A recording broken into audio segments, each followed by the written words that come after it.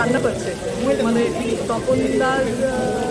সব বছরের প্রথম ছবি 50 নম্বর ছবি ওনার সাথে কাজ করার সৌভাগ্য এবং আজ আমার রিলিজ হয়েছে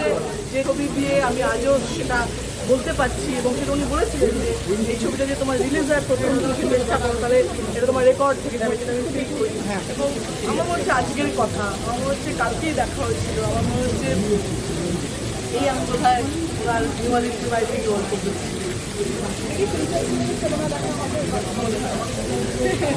শেয়ার করবে মানে তুমি যখন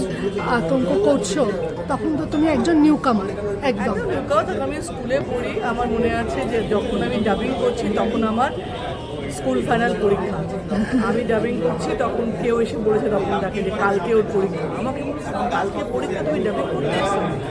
বাংলা বলো বাংলা এমন না বললে কেন বাংলার সাবজেক্ট না না বাংলাটা খুব ভালো জানি সাবজেক্ট না এরকম হতে পারে না তুমি যাও বাড়ি গিয়ে পড়ো কালকে পরীক্ষা দিতে হবে এবং আমি চা কফি তখন খেতাম না এখনো খাই না তখন খেতাম না বলে সবাই যখন চা খেত তখন আমাদের হরলিক্স আনিয়ে রেখেছিল এবং যখন সবাই চা খেত তখন আমার জন্য এক কাপ করে হরলিক্স আসতো যে না ও খাবে ছোটো বাচ্চা মানে এরকমভাবে ট্রিট করতো আমাকে বাচ্চা হিসেবে এবং যখন আমি পরেও ছবি করেছি ওনার সঙ্গে অন্তর্ধান তখনও আমার মনে হয়েছে যে আরও কাজ করতে পারলে আরও শেখার জিনিস এবং শুধু